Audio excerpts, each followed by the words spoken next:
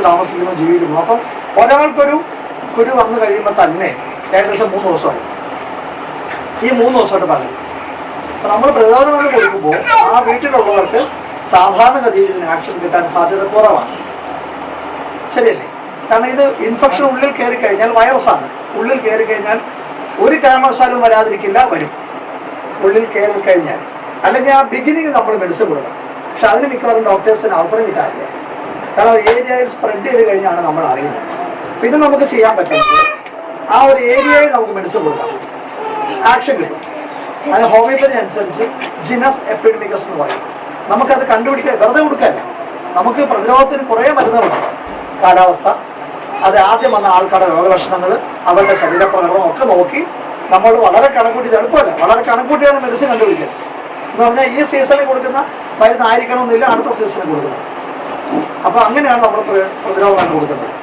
സാധാരണ അതിൽ എല്ലാ ദിവസവും രാവിലെ 4 ഗുളിക, എല്ലാ ദിവസവും രാവിലെ 4 ഗുളിക കഴിച്ചാൽ ഒരു 7 ദിവസം, ഒരാഴ്ച കഴിക്കണം.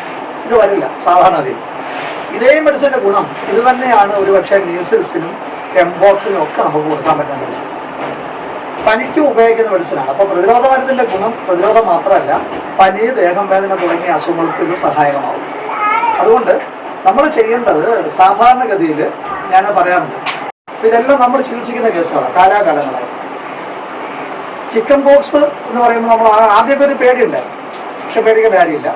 ബഹുമാനപ്പെട്ട മെമ്പർ പറഞ്ഞതുപോലെ, വാർഡ് മെമ്പർ പറഞ്ഞതുപോലെ 14 ദിവസം ആവറേജ് നമുക്ക് ഇൻഫെക്ഷൻ വന്നു കഴിഞ്ഞാൽ രോഗലക്ഷണം പുറത്തു വരാൻ എടുക്കുന്ന സമയം 7 തൊട്ട് 21 ദിവസം വരെയാണ് മെഡിക്കലി പറയുന്നത്. ആവറേജായിട്ട് 14 ദിവസം എന്ന് നമുക്ക് പറയാം.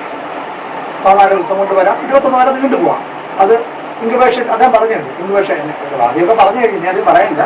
ഇൻക്യുബേഷൻ പീരീഡ് എന്ന് പറയും. അപ്പോൾ നമുക്ക് യഥാർത്ഥത്തിൽ എവിടെയെങ്കിലും ഒരു ചിക്കൻ ബോക്സ് പൊട്ടിപ്പുറപ്പെട്ടാൽ, അല്ലെങ്കിൽ മീസൽസ് പൊട്ടിപ്പുറപ്പെട്ടാൽ, അല്ലെങ്കിൽ ടൊമാറ്റോ ഫ്ലോ വന്നാൽ, എംപോക്സ് വന്നാൽ ഹോമിയോപ്പതിയിൽ പ്രതിരോധ മരുന്നുകൾ ലഭ്യമാണ്. ഹോമിയോപ്പതിക്കാണ് പ്രതിരോധ മരുന്നുകൾ കൊടുത്തത്. ഇപ്പം കഴിഞ്ഞ മറ്റേ ഈ കോവിഡ് വന്നപ്പോൾ ഹോമിയോപ്പതി മെഡിസിൻ ആയിരുന്നു വളരെ കൂടുതൽ നമ്മൾ കൊടുത്തത്. അത് വളരെ റിസർച്ച് ഉണ്ട്.